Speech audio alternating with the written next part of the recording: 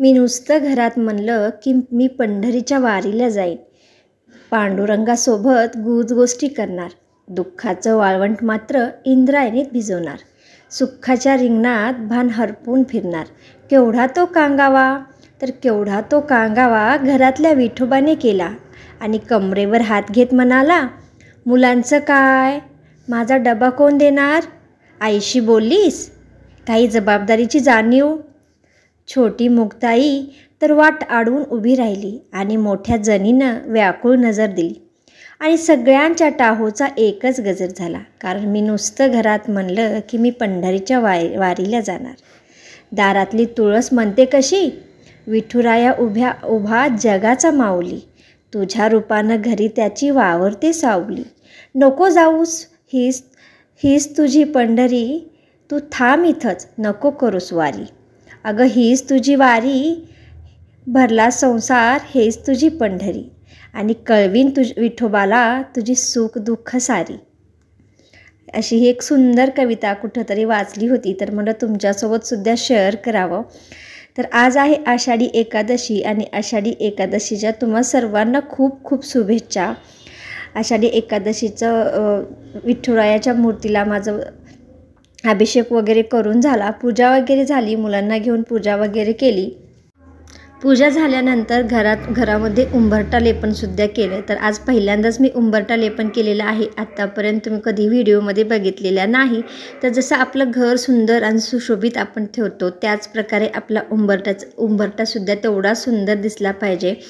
मनाला आणि घरालासुद्धा प्रसन्न करतं, आणि उंबरठ्यामधूनच आपली निगेटिव्ह पॉझिटिव्ह जे ऊर्जा असते ते आतमध्ये येत असते. त्यामुळं आपला उंबरठा हा कधीही सुंदर दिसावा आणि सुशोभितसुद्धा राहावा, त्यासाठी उंबरठा लेपन केलं जातं. तर उंबरठा लेपन केल्यानंतर मी लगेच त्याची पूजा वगैरे पण करून घेतली. तर आता इथे बघू शकताय मस्त उंबरठ्याची पूजा झालेली आहे. रांगोळी काही मी जास्त काढलेली नाही, कारण शौर्य आणखीन लहान आहे, तो लगेच मोडतो, जास्त वेळ ठेवणार पण नाही. तर आता उंबरठ्याचं लेपन केलं. त्यानंतर माझी आजची आषाढी एकादशीची पूजासुद्धा तुमच्यासोबत शेअर केली. तर आजची आपली आषाढी एकादशीची पूजा तुम्हाला कशी वाटली ते कमेंट्समध्ये नक्की सांगा. आणि आजच्या आषाढी एकादशी दिवशी तुम्ही काय काय केलं ते सुद्धा कमेंट्समध्ये सांगा. तर खरं तर आज मंदिरामध्ये जाण्याचा सुद्धा विचार केला होता, पण पावसामुळं मला नाही जमलं जायला. तर आजचा व्हिडिओ जो आहे तो तुम्हाला 2 दिवसाचा मिक्स येणार आहे. जो आहे तो आषाढी एकादशीच्या दिवशीचा व्हिडिओ आहे, आणि त्याचबरोबर त्याच्या आदल्या दिवशीचा सुद्धा व्हिडिओ आहे. तर आता पूजा वगैरे सगळं झालं, सकाळची सगळं कामे आवरली, आणि त्यानंतर मी लागलेली आहे कामाला. तर सकाळी मिस्टरांना थोडंसं नाश्ता वगैरे करून दिला होता, ते ऑफिसला गेले. आणि आज होती सगळ्यांची घरामध्ये मुलांची सुद्धा एकादशी होती. तसं तर आमच्या घरी एकादश जेव्हा धरतात तर सगळेच धरतात. तर आता शौर्य शिवांशसुद्धा एकादश धरलेले होते. तर आता त्यासाठी आणि मुलांना म्हणलं की थोडंफार वेगळं काहीतरी खायला लागतंच. तर आता वेफर्स वगैरे तळून घेते मी, आणि एका साईडला भगराचा भात लावला आहे, कारण मुलं जास्त शाबू खात नाहीत, त्यामुळं भातसुद्धा करणार आहे. एका साईडला भगराचा भात लावून दिलेला आहे, एका साईडला वेफर्स काढते मी तळून, आणि त्याचसोबतच भगराचा भातसुद्धा बघते. तर आषाढी एकादशी दिवशी खरं तर आमच्या शिवांशच्या शाळेमध्ये सुद्धा कालच हे होतं, आषाढी एकादशीचा कार्यक्रम होता. गेल्या वर्षी शिवांशच्या शाळेमध्ये आषाढी एकादशी दिवशीच कार्यक्रम होता, पण ह्यावेळेस आदल्या दिवशी घेतलेला आहे. तर वर्धनच्या शाळेमध्ये पण होता. तर तिथलंच मी थोडंफार तुमच्यासोबत आज शेअर करणार आहे. तर पापड वगैरे तळून झाले, आणि लगेच मी शाबू करायला घेतला आहे. तर प्रत्येक वेळेस जेव्हा मी शाबू करते तेव्हा मी कच्चाच बटाटा तेलामध्ये परतून घेते, पण आज थोडंसं वेगळं करणार आहे. तर बटाटे मी उकडून घेतलेले होते, आणि उकडलेला बटाटा टाकून मी शाबू करणार आहे. तर तेलामध्ये जिरे टाकले, त्यानंतर हिरवी मिरची टाकलं, बटाटा टाकले, आणि त्यानंतर आपला शाबूसुद्धा टाकलेला आहे, आणि त्याचबरोबर भरपूर असं शेंगदाण्याचं कूट टाकलेलं आहे. आणि याला व्यवस्थित ट्रान्सपरंट होईस तर आपल्याला परतून घ्यायचं आहे.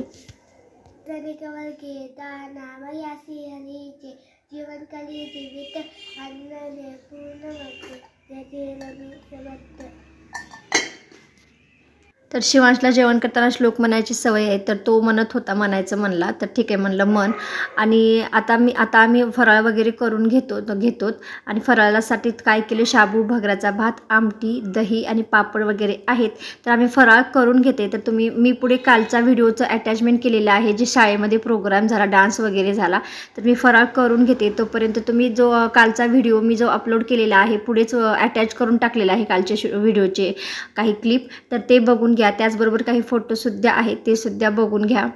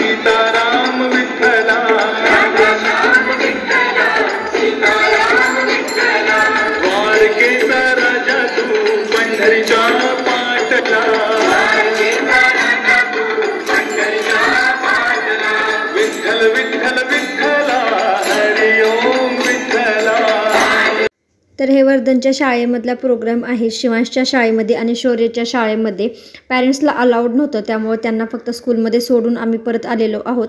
आणि तर वर्धनच्या शाळेमध्ये पूर्ण सगळ्यांच्या पॅरेंट्सला अलाउड होतं आणि पॅरेंट्सचे डान्ससुद्धा होते, त्यामुळं वर्धनच्या शाळेमध्ये गेलेलो होतो. आणि इथं डान्स ठरवलेला होता, ते डान्स पण केला आहे. तर याचा जास्त व्हिडिओ मी केलेला, म्हणजे खूप सारा व्हिडिओ करायचा होता. दिंडी वगैरे पण खूप सुंदर निघालेली होती आणि मुलांनीसुद्धा खूप छान छान डान्स केला होता.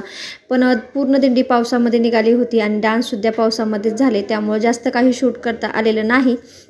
जेवढं काही जमल ते तेवढं तुमच्यासोबत शेअर केलेलं आहे.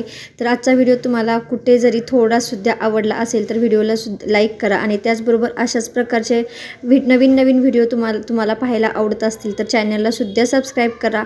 तर वेळात वेळ काढून आपला व्हिडिओ पाहिल्याबद्दल सर्वांचं धन्यवाद. आजचा व्हिडिओ मी इथेच एंड करते. भेटूया अशाच एका नवीन व्हिडिओसोबत. तोपर्यंत जय जिजाऊ, जय शिवराय. आणि तुम्हाला सर्वांना परत एकदा आषाढी एकादशीच्या खूप खूप शुभेच्छा.